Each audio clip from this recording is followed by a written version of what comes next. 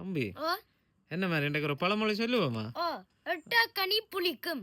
எட்டா கனி புளிக்கும். ஓ ஏன் அதை சொல்றீங்க? என்ன மீனிங் அதுக்கு தெரியுமா? ஓ நீங்க ஒன்று எடுத்தா உங்களுக்கு கொண்டு கிடைக்க இல்லையென்று சொன்னால் மற்ற ஆக்களுக்கும் அது கிடைக்காதுன்னு நினைக்கிறது என்ன? இங்க அஜித் மாமா சைன் பண்ணினவர். அதுக்கா இப்ப சொல்ல வாரீங்களா? ஓகே, நீங்க தொப்பி போட்டிருக்கீங்களா பார்த்துருக்கலாம். எல்லாரும் சொல்றாங்க ஐயா இல்ல அது. அதை விளங்கப்படுத்துவோம் எல்லாரும்.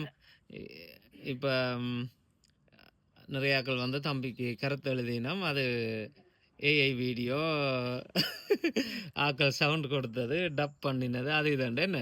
இப்போ உங்களுக்கு கொண்டு கிடைக்க இல்லைன்னு சொன்னா எல்லாருக்கும் அது கிடைக்காதுன்னு நினைக்க கூடாது. என்ன உங்களுக்கும் கிடைக்கும் ஒரு நாள். அது சரி, உங்களுக்கும் ஒரு நாள் கிடைக்கும்.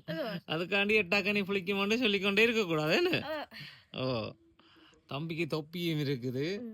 இந்த சித்தப்பாட்டு எழுதி கொடுத்துக்கிட்டு சித்தப்பாவுக்கு கொடுத்த தொப்பி சித்தப்பா கொண்டு வந்து தம்பிக்கு கொடுத்துருக்கு. தம்பியோட பர்த்டே தான் எழுதி கொடுத்துருக்கு என்ன, 31ஆம் தேதி. நைஸ் என்ன. அப்போ எட்டாக்கனி புளிக்கும்னு சொல்லிட்டே இருக்கக்கூடாது. ஓ, சில ஆக்களுக்கு 8 மந்த கனி மரத்தில் ஏறினா தான் கனி கிடைக்கும் என்ன. கீழே சொல்லி கொண்டிக்க கூடாது, எட்டாதுண்டு வராதுண்டு. ஓகேயா?